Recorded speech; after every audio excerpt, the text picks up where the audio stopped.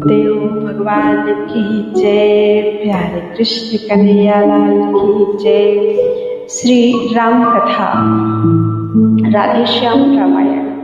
प्रार्थना। आज अयोध्या कांड में प्रवेश है। कौशल्या माता से श्री राम जी की विदाई, राम जी का वनगमन। प्रार्थना। जपो रे मन काशीपति त्रिपुरारे, मृत्युंजय मंगलकारी, गिरिजापति करुणाकारी। जपो रे मन काशीपति त्रिपुरारी, रुजहारी दुखकारी भयहारी। जपो रे मन काशीपति त्रिपुरारी, जय के दाता कामारी, जन के सच्चे हितकारी। त्रिशूल त्रिपुंडधारी, पूरन काम राधे श्याम, बाबा भोले भंडारी। जपो रे मन काशीपति त्रिपुरारी। कथा प्रारंभ। छाया बादल की तरह यह संवाद तमाम, 14 वर्षों के लिए जाते हैं बलराम। अभी पहुँचने भी नहीं पाए थे श्री राम, पहले आ पहुँची सिया कौशल्या के धाम। दम तो दम पर घुटता था, पर मुंह को खोल न सकती थी। ताला डाला था लज्जा ने, पर बस थी बोल न सकती थी श्वास घोंट आंधी समान, मिलती थी राह न चलने की। अखियां जल भरी घटाएं थी, तकती थी बाट बरसने की। कौशल्या कहने लगी, बेटी क्या है पीर, डूबी हो किस सोच में, क्यों है हृदय अधीर।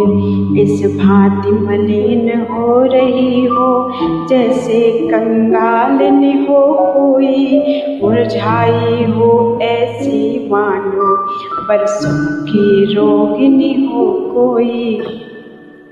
बेटी बेटी सौगंध तुम्हें, बतलाओ तो चिंता क्या है। लज्जा को दूर करो सीते, कह डालो हृदय व्यथा क्या है।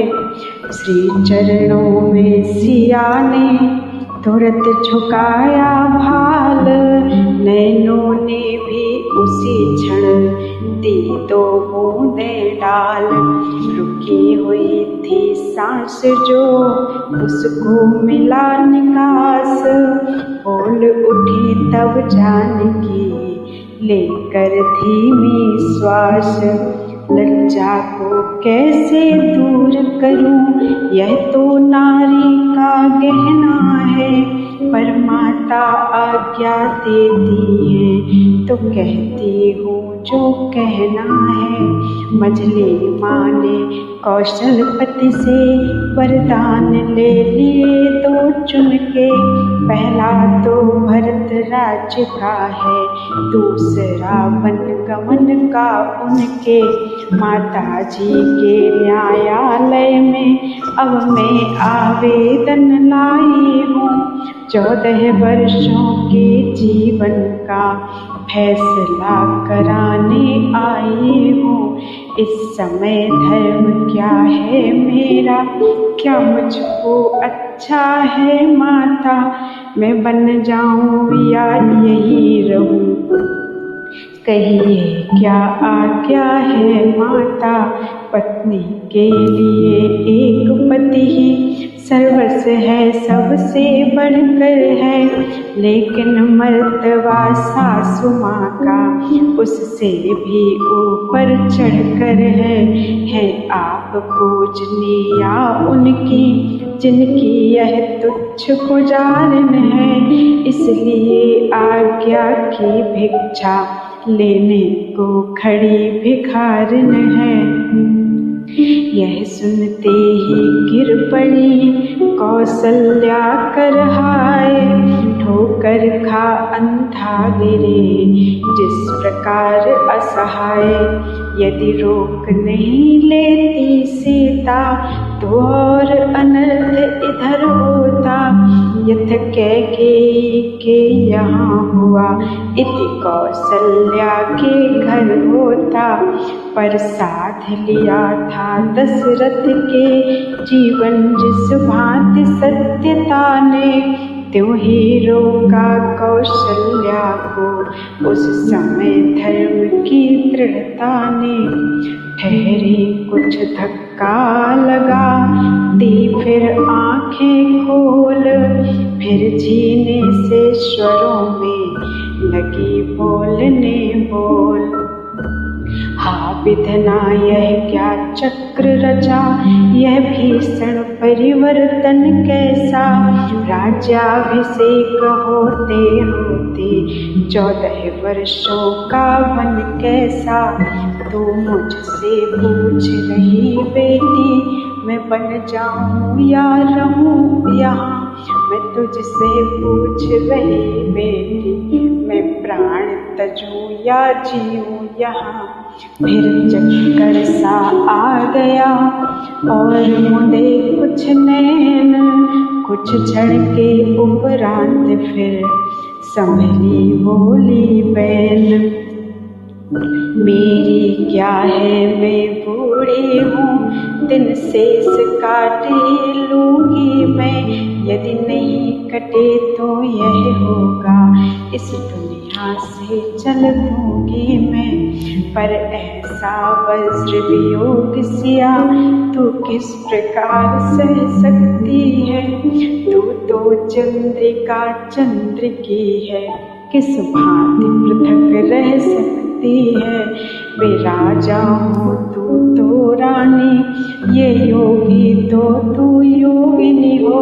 वे यदि वनवासी होते हो तो वाले तू वनवासिनी हो। वन तुझे अवध से बढ़कर है जब संग है प्राणेश्वर तेरे। हों वन देवियाँ सास तेरी बन के देवता ससुर तेरे।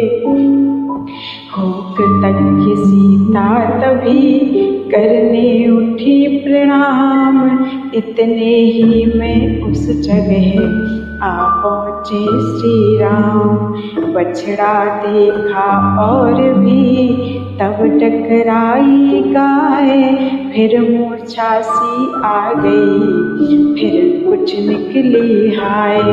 जब राम पिता के पास गए तो उनकी बुरी अवस्था थी। अब माँ से मिलने आए तो इनकी भी वही अवस्था थी। होकर अशांत कुछ शांति धाम सीता से बोल उठे धाओ। देखो मैं पंखा झलता हूँ तुम तलवे माँ के सहलाओ। पंखा जब झलने लगा माँ का प्यारा लाल। तलवे सहलाने लगी पुत्र वधू तत्काल। आंसू से जो भरी थी आंखें घटा समान। झड़ी लगा दी उन्होंने समय उचित पहचान।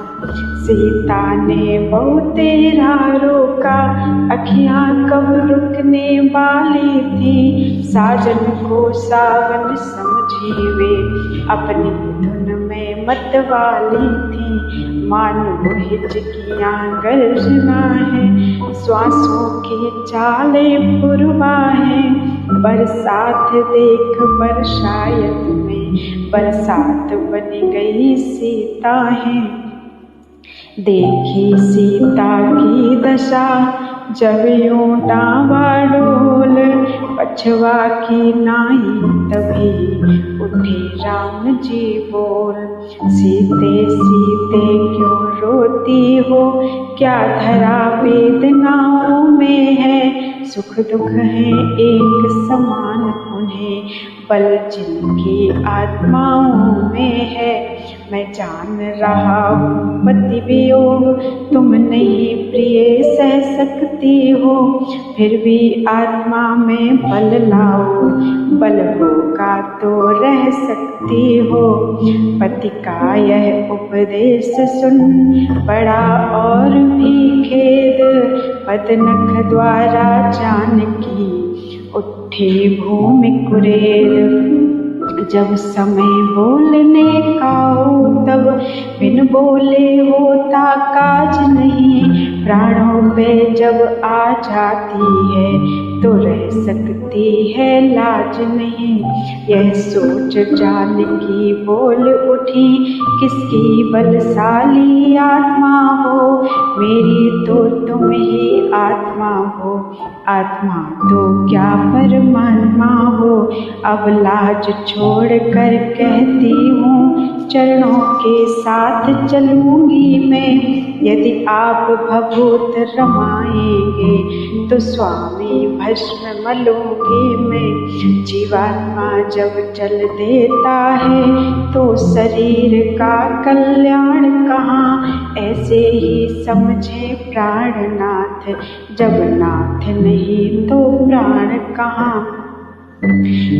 कुछ क्षण तक तो चुप रहे, फिर बोले रघुवीर, प्रिय प्रिय धीरज धरो, ऐसी ना हो अधीर। चलने को तो चल सकती हो, पर भ्रमण तुम्हारे योग्य नहीं। हे राजभवन की राजवधू, वनगमन तुम्हारे योग्य नहीं। यह कोमल तन सुकुमार कहाँ, वह कहाँ विपिन संकटमय है, जिसमें वनचरों राक्षसों का, व्यालों का बाघों का भय है।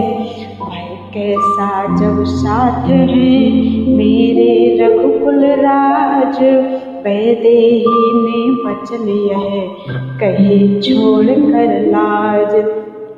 जब दर्शन सुखमय का होगा तो कानन संकटमय कैसा, सिंघनी सिंह के साथ रहे तो उसको डर या भय कैसा।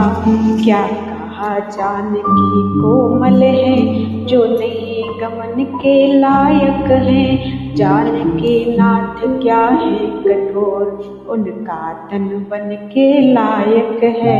कहने को हम अब लाए हैं, पर हम में कितने ही बल हैं। हम कठोर से भी हैं कठोर, हम कोमल से भी कोमल हैं। सखियों को भी दुख सहन शक्ति आती अवसर पड़ने पर है, सुखियों को भी दुख सहन शक्ति आती अवसर पड़ने पर है।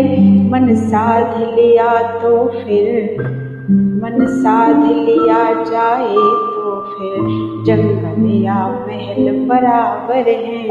मोटे मोटे गद्दों पर भी अनमना जिन्हें होते देखा, आ पड़ा समय तो उनको ही कांटों पर है सोते देखा। रघुराई कहने लगे हैं यह वचन उदार, किंतु तुम्हारे गमन में बाधक एक विचार। मैं कैसे ले चल सकता हूँ जब हूँ आज्ञा के बंधन में। मंझली ने यह नहीं कहा सीता भी जाएगी वन में, अब तुमको साथ ले चलूँ तो वह बात आन की जाती है। माँ कह देगी वनवास कहाँ, जब साथ जानकी जाती है। यह सुन बोली जानकी है यदि यही विचार, तो पहले कर चुकी मैं, तो पहले कर चुकी हूँ मैं इसका प्रतिकार। कह चुकी बड़ी माता मुझसे, वे योगी तो तू योगिनी हो। दे चुकी मुझे भी आज्ञा यह, पाले तू भी वनवासिनी हो। बोलो वृंदावन बिहारी लाल की जय।